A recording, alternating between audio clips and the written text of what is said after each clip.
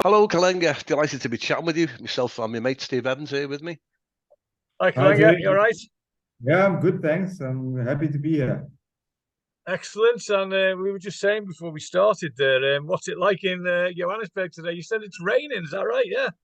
Yeah, it just stopped raining about 15 minutes ago. And it is 17 degrees. The sun has just come out. And yeah, And it's that's looking bright about now. standard for this time of year, is it? Yes, it is summer rain. But for South Africa, it is, especially Johannesburg, the weather is quite unpredictable. It does Yeah. get a bit cold occasionally, even in the summer. But it's not like where I'm originally from, Zambia. It's like hot throughout the year. Oh. So yeah. And they call Johannesburg, is it the City of Gold? That's I didn't know about that. Terry mentioned it to me the other day. It's the history of gold mines, isn't Yeah, it? The gold rush into Joburg back in the 19th century.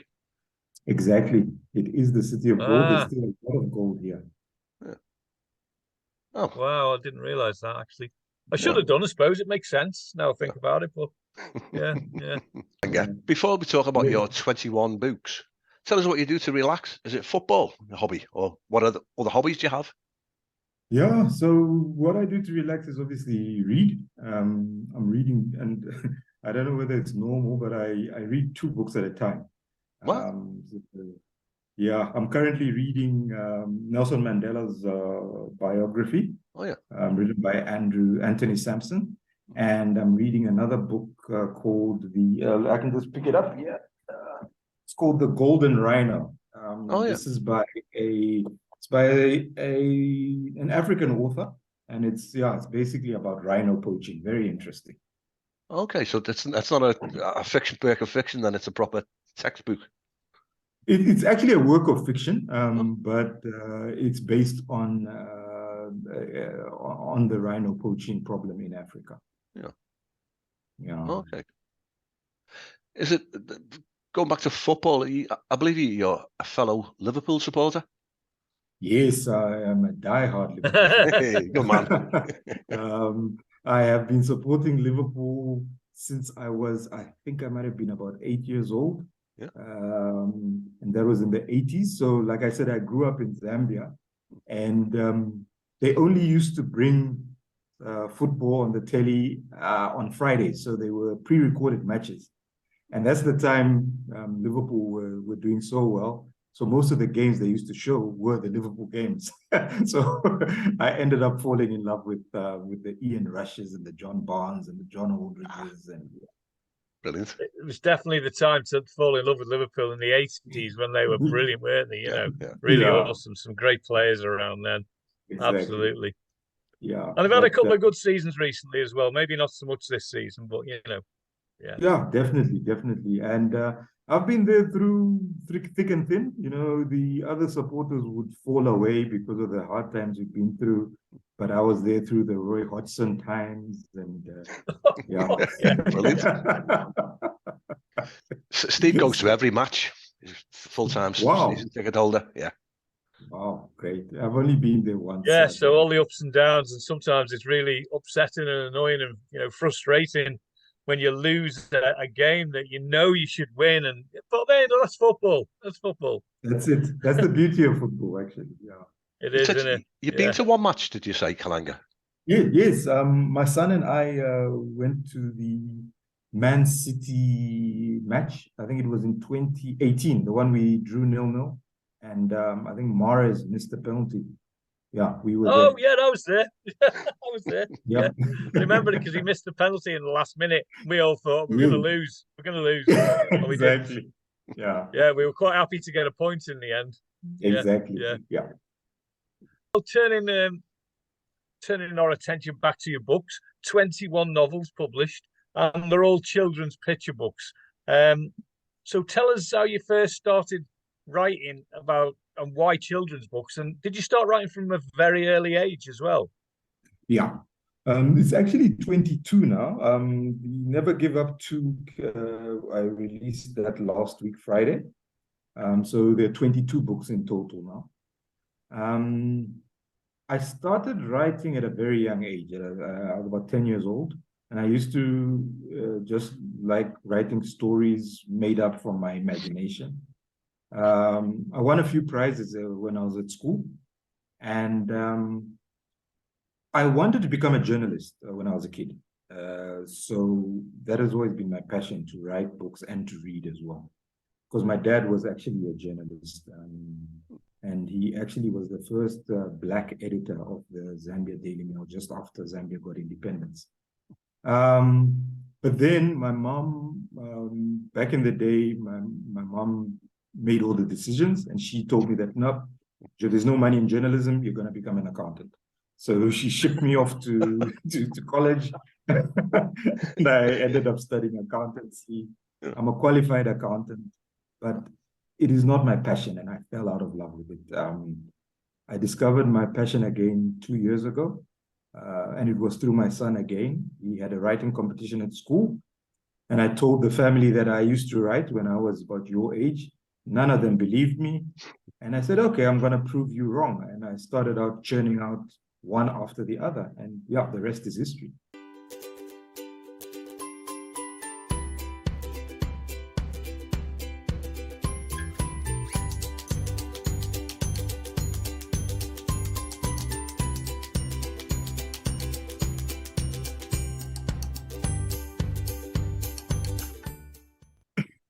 Are you writing full-time now, Kalenga? Yes, basically, so I've got a little accounting and tax firm where I've got, I used to do that full time, but after COVID, I think because of, I think the universe just aligned it, whereby because of COVID, I started losing a lot of my clients, because they were the small businesses who just ended up closing down, and people didn't want to pay that much to get their books done, so they just moved on. So I ended up losing a lot of clients. But at the same time, that's when I started writing. So now I've just got like about 10 clients from when I used to have over 50. And yeah, my books, I've got more time to do the writing and the marketing and stuff for the books. So I would say I am a full-time writer and a part-time accountant now. Fair enough. Fair enough. Yeah. So did you go down you have to forgive my ignorance here. Did you go down the self-publishing route, or did you get them published by a publishing house? Or Yeah, I self-published all of them. right, okay. Yeah, but I have signed 2 months ago, I signed a publishing agreement with a lady here in South Africa who wants me to do a middle grade book. And that we're in the process of editing it. It will probably be released sometime next year. So that will be traditionally published. Okay, and so on balance, what would you say is the best method? Do you find self-publishing more work but quicker, or would you go down the publishing route every time? Do you find that, I don't know, it's just that security behind having a publisher and them doing all the work for you? Was that better, or how do you feel about it? Okay, so personally, I'm enjoying the self-publishing route because maybe it's because I've been my own boss on the accounting side as well. So I have the final say on most things. And that's why I do enjoy the self-publishing. I think, like I said, because of working for myself, I know that you need to put in the hard work, and I enjoy it. So because once you put in the hard work and you see the benefits from it, it's more satisfying. That's what I feel. The traditional publishing route, obviously, I was approached by the lady. She gave me a nice agreement, and it's different from my picture books. So on that part, I didn't mind signing that agreement either. So but basically, all the rest of my children's picture books, I will continue self-publishing myself. Tell us more about the books themselves. Is there a central theme throughout the books? The same age range, or is it a wide age range? Okay, yeah. So the age range is 2 to 8. 9, 10-year-olds can read them, but the age range is made basically for the 2 to 8-year-olds. And it's the theme is all based on life lessons. So I try to each book, I try to have a life lesson attached to it. Whether it be like in Chuck the Cheetah, just to give you off the top of my head, that's about the dangers of being arrogant and to learn how to be a gracious winner or a gracious loser as well. The Never Give Up series obviously is based on the Liverpool Football Club, but also in life, it's about never giving up. You don't, if you give up on something easily, then that means you won't achieve your goal.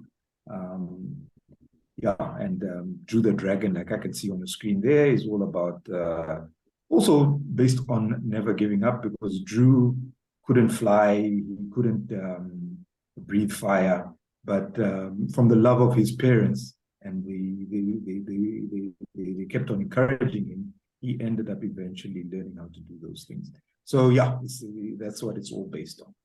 Just going back to talking about self-publishing and the merits of self-publishing, you produced a really good guide on your website, haven't you, about self-publishing, and you've got an excellent website there as well.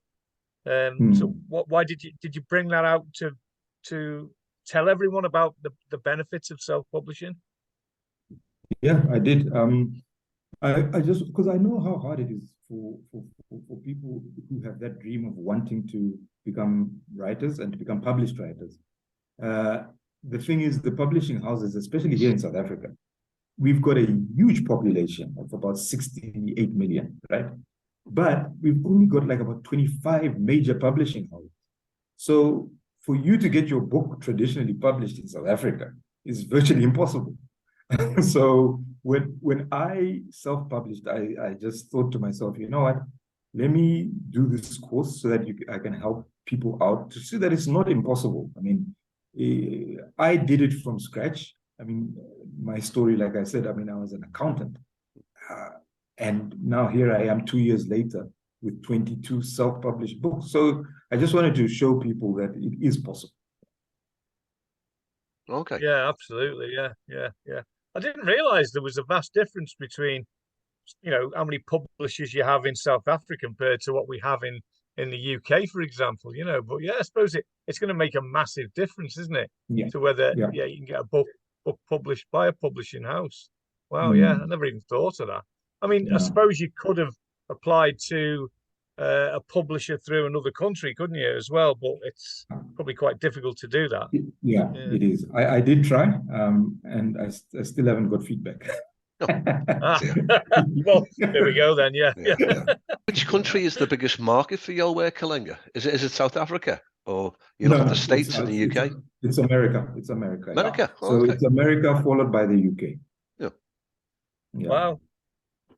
Interesting, that actually. Yeah, because the reading culture in South Africa is not that good, and that's another thing which I'm trying to do, is I'm trying to boost the children's literacy rate here.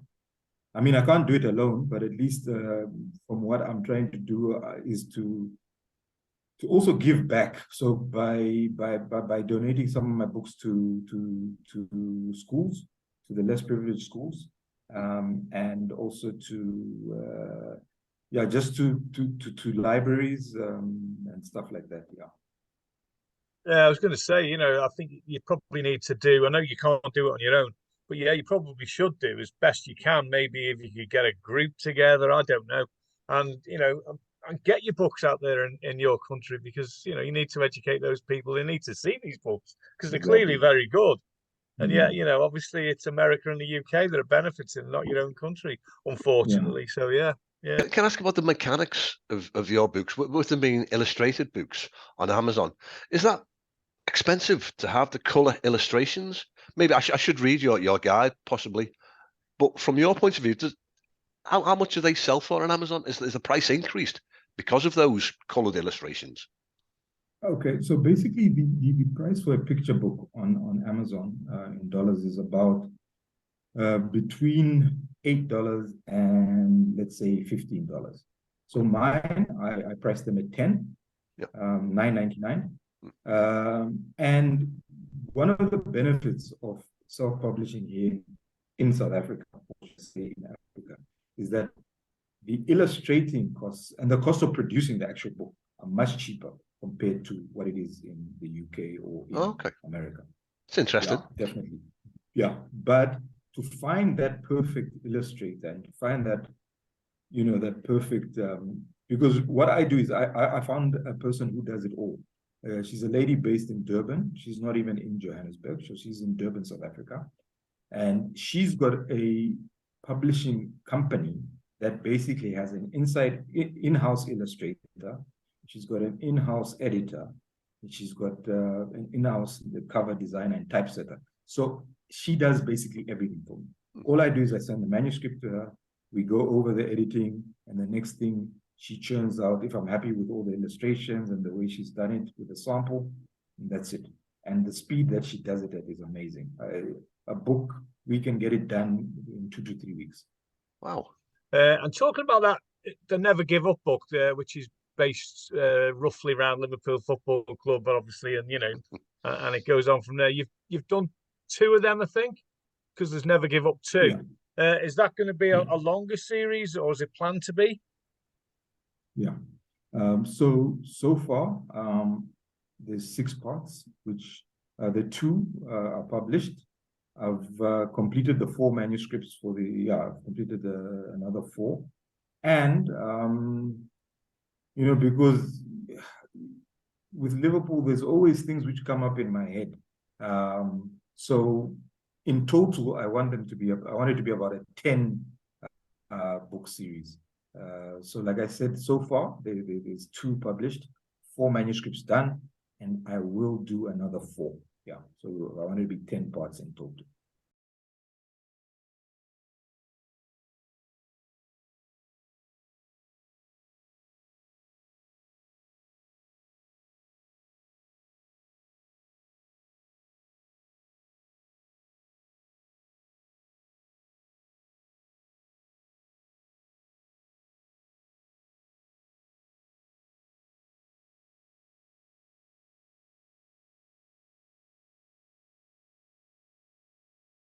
I really like the front covers and how bright they are and how stand out they are. Really good, really good. Yeah, thanks. That's all. The name of the company is Boutique Books, and the lady's name is Jane Harley. She's she's something of an enigma because I've never met her. We just deal with each other over email. She doesn't use WhatsApp. She's not on social media. And sometimes I wonder, is this person real? Wow, yeah. Well, yeah, clearly is, because there it is. There's the evidence in the books. But yeah, I know exactly what you mean. It is, yeah. Kalenga, is your ambition, or maybe I'll word this another way, have you had approaches from any film or television company to buy the rights for any of your work? Or have you made approaches yourself? Yeah, that's a very good question. I have actually made some approaches myself. And what is happening at the moment is there's a screenwriter based in New York. He's busy doing he called it the treatment. Yeah, it's called treatment. That he wants to go and market to various production houses, because he is a screenwriter, but he's also produced 1 or 2 films, short films. And he'll be done in about a week or so. And then he's going to start taking them to the Disneys, to the Jim Henson. Yeah, he's got connections, so just holding thumbs. Oh, bet you are. Yeah, touch wood for that. That's brilliant. Yeah, that would be amazing, wouldn't it? That would be really, really good. Yeah. Incredible. Just like like for instance, toys, based on the characters in your books, you could become a very rich man. Yeah. Yeah, can you imagine little figures of Max the Gorilla floating around, all for sale in Disney shops? Yeah. You'd be minted. I was going to ask you what you're working on right now, but obviously you're clearly working on the next books in your Never Give Up series. You're doing any other work as well? Because you said you read 2 books at once. So are you also writing more than 1 book at a time, or have you got 3 or 4 in the pipeline? Yeah, you know what? My family say they also, the way I said Jane is an enigma, is she a real person? My family think that I'm also not very. They think I might be an alien. because the amount of things I do is just crazy. I mean, I've got, like I said, I've got those 4. We're busy editing the middle grade book, and I have got another 6 that I'm working on. Because I am a Christian, so 2 of my books are based on the Old Testament stories of Noah, and the other one based on David, the King David. So I want to do one based on Jesus, and yeah, I want to do about 3. Yeah, like I said, about 5 more Christian books for the kids, and yeah, that's what I'm working. So my goal is actually to have 50 children's books in total. Yeah. It's an excellent goal. We connected on Twitter. Are you using other social media platforms to promote the work, Kalenga? I am, but like I said, because this was all new to me. So what I did is the Twitter that I had was initially, I think I connected with you on my personal Twitter, where I have like about 800 followers. Yeah. That I just used to use to connect with fellow Liverpool fans and stuff like that. So when I first started my journey of self-publishing and looking at all the marketing tools, I joined all the social media platforms.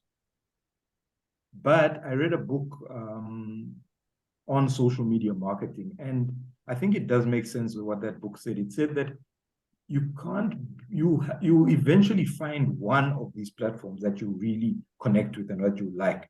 And Twitter is what it was for me. I don't really like Facebook, Instagram, not really, TikTok, not at all. And what is the other one? LinkedIn. Is a bit too professional for me. So I enjoy Twitter because you can, you can be serious and silly at the same time. Yeah. Have you tried I absolutely agree. Yeah, the new Mastodon. Have you had a look at that? Yeah, a lot of people seem to be leaving Twitter since Elon Musk took over. Yes, or had the accounts numbers have dropped. Yeah, that's true. That's true. But what did you say? Sorry, Terry? Mastodon, the new, it's a new social media platform. I joined it a couple of days ago. I'm still getting my head around it, but it's very much like Twitter. But when you set it up and sort of set up your preferences and your personal style, it looks a little bit like Facebook. Okay. All right. I'll make a note there. Thanks for that. It's worth looking. Yeah. They've probably combined both, haven't they? The company that designed it, they're trying to get an intermediate, aren't they? And capitalize on the fact that Elon Musk's creating waves and that. Yeah. So, that's probably what it's all about, I suppose. But, yeah. Excellent. Yeah. You mentioned that you read a lot. You're reading 2 books at the moment. What other fiction writers have influenced your work perhaps for the work that you do for the children's books? Is there any in particular that are your favorites? Definitely. It's the late Roald Dahl. I read all his books when I was a kid. I bought the whole series for my kids as well. And the BFG has been my son's favorite. And that was my favorite as well. So I think it's really good. On the reading part, just to mention, my son, he's more of a footballer. He loves playing football, but like I said, he does, when it comes to reading, Roald Dahl is also his favorite, and he was my favorite as well. Excellent. I picked up somewhere that you're busy writing or you're busy doing a memoir. Is that correct? Yeah. That's right. Yeah, I should have mentioned it as well. So what made you decide to do that? And okay, so basically that memoir, it's actually done. It's just that I need to get it. You see, that is a bit more expensive to self-publish than the picture books. So I'm trying to raise the funds for that and maybe get it done sometime next year. So what that was all about is, I love football. I love watching football, but I was a basketball player when I was younger. And I played professional basketball in Zambia. Not a lot of money in it, but I did it for the love. And we had a neighborhood team as well when we were growing up, and we forged so many friendships because of that. And that memoir is based on all of that. Some of the guys have passed away. Some of them we're still quite close to this day. And yeah, that's what it's all about. It's based on my neighborhood basketball team called the Makeni Homeboys. And yeah, I just wanted to share that story with people. Okay. Excellent. Notice you've got 4 dogs. You must like dogs. Yeah, we got 4 dogs. Growing up, because we had a big family, we were 5 kids and my mom and my dad, and each member of the family had a dog. So we had 7 dogs. We grew up on a farm. Wow. So I brought that into my family now. So we've got 4. Even though we're 5 of us, my wife doesn't like dogs, so it's just the 4 of us. Yeah. So the dog's in the doghouse. Yeah.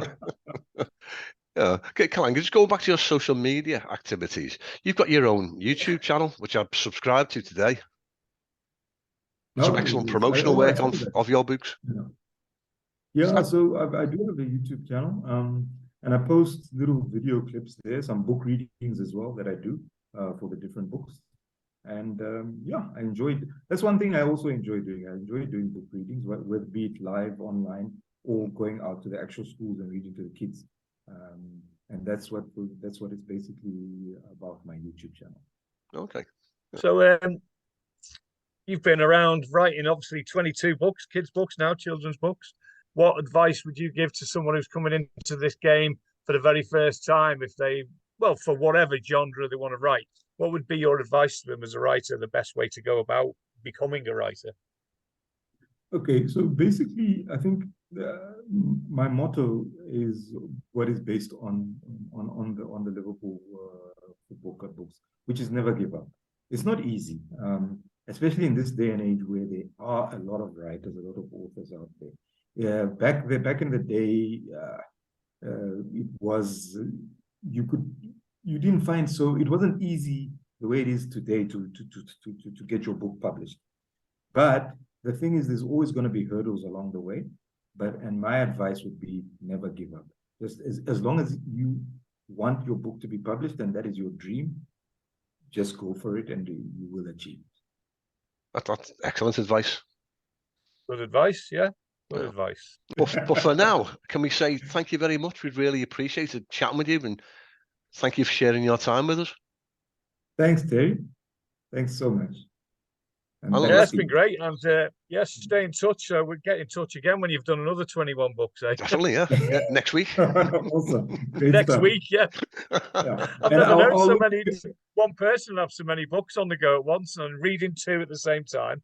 Public trying to write about 8 or 9. It's amazing. Yeah, but but for now, we'll say thanks very much, and I hope you have a lovely rest of the day, Kalenga. Thanks, Terry. Thanks, Steve.